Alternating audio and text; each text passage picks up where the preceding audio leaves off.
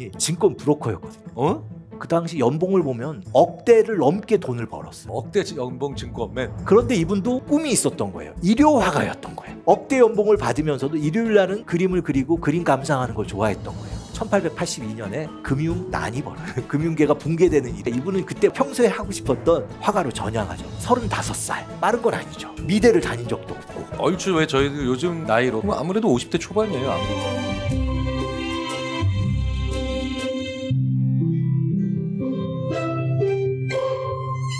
정말 이분이 방고군은 53년생. 이분은 48년생. 48년생. 5살 많아요. 네. 그런데 이 두 사람이 이제 파리에서 만난 거예요. 근데 둘이 친구가 될 수 있었던 거는 이분도 늦게 화가가 된 거예요. 좀 슬프게도 이 사람은 진짜 그 당시 연봉을 보면 억대를 넘게 돈을 벌었어요. 아, 이분은 또 게다가 억대 연봉 증권맨. 증권맨이었는데. 야, 미치겠다. 그런데 이분도 꿈이 있었던 거예요. 일요화가였던 거예요. 억대 연봉을 받으면서도 일요일 날은 그림을 그리고 그림 감상하는 걸 좋아했던 거예요. 그러던 차에 1882년에 소위 금융난이 벌어요. 금융계가 붕괴되는 일이 벌어졌는데. 그때도 금융대란이 있었군요. 예, 그때 이제 실직을 했는데 남들은 뭐 비슷한 집을 찾으려고 했을 텐데 이분은 그때 뭐가 된 거예요? 내가 평소에 하고 싶었던 화가가 되고 싶었던 거예요. 그래서 그때부터는 화가로 전향하죠. 35살. 빠른 건 아니죠. 그렇죠. 미대를 다닌 적도 없고 이제 화가가 되겠다고 지금으로 결심을 한 거예요. 치면은 얼추 왜 저희도 요즘 나이로 계산하는 그게 있거든요. 그럼 아무래도 50대 초반이에요. 아무리. 그렇죠. 예. 굉장히 그냥 근데 작아도. 이렇게 하면서 계속 그림을 그렸는데 이런 그림을 보게 되면은 이제 방고하고 같이 있다가 그 이듬해에 그린 것 같아요. 잠깐 같이 하숙생활 같이 했잖아요. 그리고 이제 서로 성격이 맞지 않아서 싸우고 헤어졌는데 다시 돌아와서 자기 그림을 그린 거 보면 이게 자기 자화상이에요. 지금 왼쪽 보면 이 자화상도 이게 조금 사진인데도 약간 자기 펌을 되게 많이 잡지 않아요? 이분을 제가 보기에는 약간 이렇게 자기애가 과잉하신 분 같아요. 요것도 보면은 약간 스스로를 신격화한 느낌이에요. 이렇게 머리 위에 뭐 있잖아요. 위에 네. 링도 있고. 네, 네. 그래서 자신을 좀 신격화한 느낌인데 근데 이분이 결국 자기의 이름을 강하게 남기게 된 결정적인 거는 새로운 그림을 그리기 위해서 문명 세계를 박차고 어디로 간 거예요?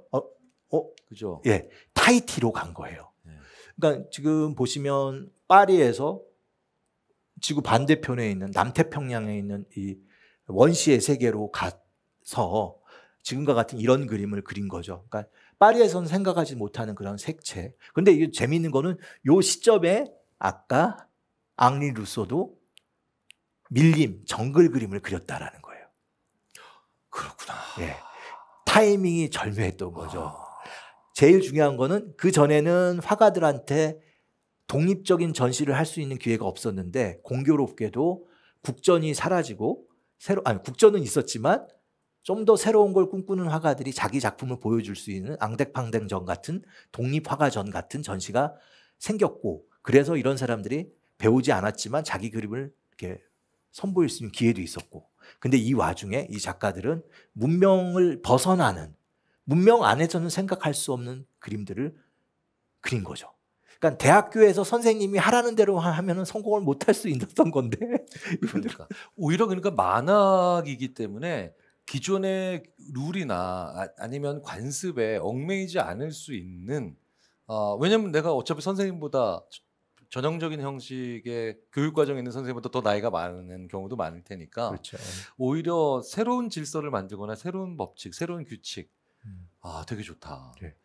그래서 물론 뭐 음악도 좋고 뭐 체육도 좋고 다양한 활동을 만학에서 할 수 있지만 물론 뭐 글도 쓰시고 시도 많이 쓰시는 것 같지만 미술을 조금 관심 있게 봐달라고 저는 얘기할 수 있고요.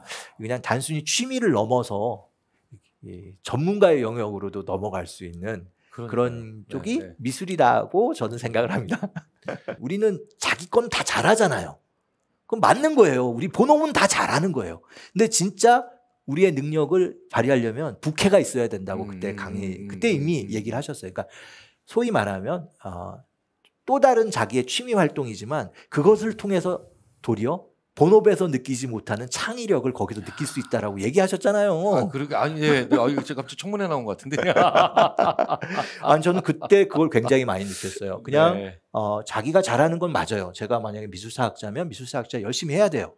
하지만 또 나의 또 숨겨진 재능이 언젠가 있을 수 있는 거 아니에요. 그렇기 때문에 저도 일요일이면은 나의 길을 또 찾는 그런 시도를 해야 되고 도리어 그때 그 얘기면 거기서 창의력을 느낄 수 있다고 얘기했어요. 네. 그래서 아마 그런 것들을 봤던 분들이 어느 순간에는 이제 일요화가에서 전업화가로 넘어갔던 그런 예들을 오늘 저희가 좀 본 거죠. 어쨌든 오늘은 정말 깊은 울림을 주셔서 감사하고요. 네. 한 말씀만 더 해주세요. 이런 화가들의 이런 정말 심지어 80대가 다 돼서도 네. 시작하시는 그런 분들을 보면서 우리 이제 한 살 한 살 나이 먹어가는 우리에게 한 말씀 조금 하나 더 해주시고 이제 마무리하시죠. 아니 저는 뭐 네. 그 요즘 이렇게 혹시 기회가 돼서 대중 강연 할 때마다 하는 말 중에 하나가 우리가 글을 먼저 배우나요? 그림을 먼저 배우나요?